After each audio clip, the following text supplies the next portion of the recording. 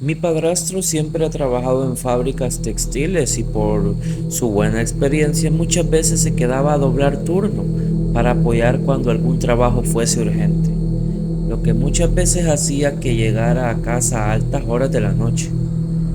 Vivíamos en casa de su familia, en la cual también vivían sus otros tres hermanos, con sus respectivas parejas. Obviamente todos vivíamos en cuartos separados y con cocinas separadas. La casa se encontraba en un callejón. Todas las demás casas dentro de ese callejón pertenecían a la familia de mi padrastro, por lo que no solíamos tener problema con vecinos problemáticos ni con sus mascotas. Las construcciones de las casas estaban al lado derecho del callejón. Del lado izquierdo solo había campo y unos enormes árboles a unos 20 metros de distancia. El campo solía tener maíz en época de siembra, aunque en el momento de esta historia tenían aproximadamente 3 semanas de haberse cosechado. Saliendo de la casa en donde teníamos nuestro cuarto a unos 10 metros dentro del callejón, se encontraba la cocina de mi mamá. Era un cuarto algo pequeño en el cual tenía una mesa, estufa y un foco en el techo para alumbrar por las noches. Eran aproximadamente las 11:30 de la noche y mi mamá se percató que mi padrastro ya se había tardado más de lo normal, así que pensó en ir a preparar la cena para que en cuanto él llegara pudieran comer e irse a dormir.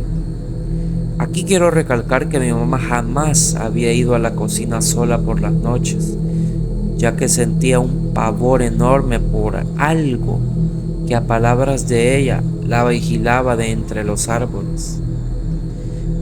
Es así que armada de valor tomó una lámpara que tenía, ya que el callejón estaba muy oscuro por las noches y no contaba con alumbrado más que el de las casas, pero este no iluminaba nada el exterior. Llegó a la cocina, abrió la puerta que era de madera y estaba cerrada con una cadena y un candado. Por su seguridad y para no sentirse asustada, cerró de nuevo desde adentro y comenzó a preparar la comida.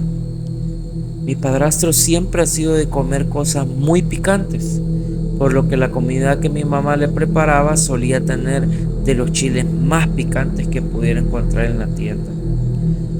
Cuando empezó a freír los chiles, el aroma comenzó a impregnar el pequeño cuarto. Y para los que sean de Latinoamérica sabrán que al hacer comida con mucho picante, hay que abrir puertas y ventanas para ventilar si no se quiere estar estornudando todo el tiempo. Ignorando el miedo, mi mamá abrió la puerta para dejar que todo el humo picante saliera del cuarto y siguió en lo suyo por unos 5 minutos, hasta que sintió que algo no andaba bien. Quizás sea ese instinto de supervivencia que siempre avisa de peligro inminente o quién sabe. Mi mamá lo describe como una voz en su cabeza que le dijo: ve lo que hay detrás de ti. Y al girar la cabeza vio un perro negro que parecía ser de la raza Rottweiler. Sin embargo, este era completamente negro y muy grande, aproximadamente 1,20 m de altura. Por la luz de la cocina podía verlo perfectamente, y eso era lo que más la inquietaba. El perro solo la miraba fijamente y no parecía moverse, no parecía estar respirando, y estaba ahí como si se tratase de una estatua. Por el miedo y sin saber qué hacer, mi mamá no podía hacer ningún ruido para asustar al perro. Era como si su voz se hubiese esfumado y estaba completamente paralizado. Poco a poco pudo comenzar a moverse y tomó una escoba que tenía al lado de ella y comenzó a dar golpes en el piso para asustarlo. Aquella cosa no parecía inmutarse y no parpadeaba en ningún momento.